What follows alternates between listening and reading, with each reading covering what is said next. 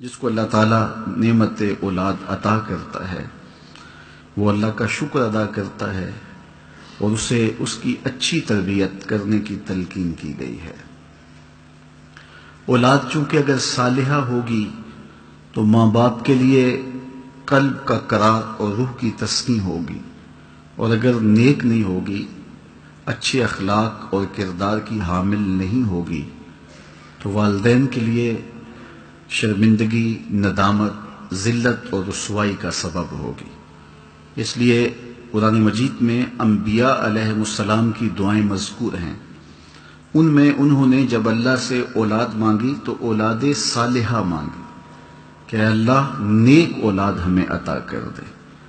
تو ہمیں بھی نیک اولاد اللہ سے طلب کرنی چاہیے، اور نیک اولاد طلب کرنے کے لیے با ہمت اور با کردار اور با اخلاق اولاد طلب کرنے کے لیے کسی صالحہ خاتون سے نکاح کرنا چاہیے۔ زمانہ جاہلیت کا ایک شاعر ہوا ہے ابو الاسود الدؤلی۔ ایک دن اپنی اولاد سے اس نے کہا کہ میں تمہارے اوپر احسان کیے ہیں، تمہارے پیدا ہونے سے پہلے بھی اور تمہارے پیدا ہونے کے بعد بھی۔ تو اولاد نے کہا کہ ہمارے پیدا ہونے کے بعد ہمارے اوپر کیے گئے احسانات تو سمجھ میں آتے ہیں، لیکن ہمارے پیدا ہونے سے قبل جو آپ نے ہمارے اوپر احسان کیے ہیں وہ کیا ہیں؟ تو ابو الاسود کہنے لگا کہ میں شاعر تھا اور میری آرزو تھی کہ میں خوبصورت ترین خاتون سے نکاح کروں، لیکن جب میں بیوی کی تلاش میں نکلا تو میں نے یہ فیصلہ کیا کہ میں اپنے بچوں کے لیے بہترین ماں تلاش کروں گا۔ تو میں نے اپنے جذبات کی قربانی دے کر کے آپ کے لیے بہترین ماں تلاش کی جو حسب و نسب میں، شرافت میں اور اخلاق میں بہتر تھی۔ اس لیے یہ میرا وہ احسان ہے جو تمہارے پیدا ہونے سے پہلے میں نے تمہارے اوپر کیا ہے۔ آپ نے وہ واقعہ تو بارہا سنا ہے کہ حضرت عمر رضی اللہ تعالیٰ عنہ راتوں کو گشت کیا کرتے تھے، تو ایک دن ایک جھونپڑے کے قریب سے گزرے، ایک گھر کے پاس سے گزرے تو اندر سے آواز آ رہی تھی کہ بیٹی آج جانور نے دودھ کم دیا ہے تو تھوڑا سا پانی ملا لو۔ تو بیٹی کہہ رہی تھی کہ امیر المومنین نے اس سے منع کیا ہے۔ تو ماں بولی کہ امیر المومنین کون سے دیکھ رہے ہیں؟ تو بیٹی نے کہا امیر المومنین تو نہیں دیکھ رہے، امیر المومنین کا رب تو دیکھ رہا ہے۔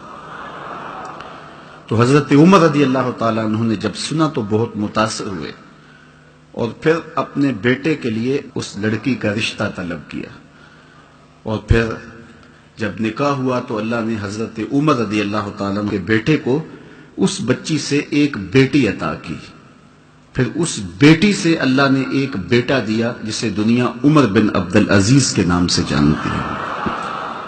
اس لیے اگر ماں صالحہ ہوگی تو پھر اولاد بھی نیک ہوگی۔ تو اچھی ماں کا انتخاب یہ وہ عمل ہے جو ایک صالح اولاد کے حصول کے لیے کوئی شخص کر سکتا ہے۔ اس طرح اچھی مائیں اچھی اولاد کی تربیت کی ضمانت ہوتی ہیں۔ حضرت خواجہ قطب الدین بختیار کاکی علیہ رحمہ جب درس گاہ میں داخل ہوتے ہیں حفظ قرآن کے لیے تو استاد پڑھاتا ہے تو پورا پارہ پڑھ لیتے ہیں، پھر دوسرے پارے کی شروعات ہوتی ہیں تو زبانی پارہ سنا دیتے ہیں، یہاں تک کہ 14 پارے زبانی سنا دیتے ہیں۔ کہا کہ مجھے یہاں 15ویں پارے سے شروع کیجئے، تو استاد کہتا ہے کہ بیٹے جس درس گاہ سے 14 پارے حفظ کیے تھے وہیں سے بقیہ قرآن مجید کی تکمیل بھی کر لی ہوتی۔ تو فرمایا کہ میری ماں صرف 14 پاروں کی حافظہ تھی، اور صبح جب اٹھتی تھی تو قرآن مجید کی تلاوت شروع کر دیتی تھی، جب تک 14 پاروں کی تلاوت نہیں کرتی تھی اس وقت تک جو ہے وہ کوئی اور وظیفہ نہیں پڑھتی تھی۔ یہ مجھے 14 پارے ماں کی آغوش میں یاد ہو گئے۔ تو مائیں جب صالحہ ہوں تو پھر اس کا نتیجہ اچھا ہوتا ہے۔ تو اچھی ماں کا انتخاب کرنا یہ پہلی سیڑھی ہے اولاد کی تربیت کی۔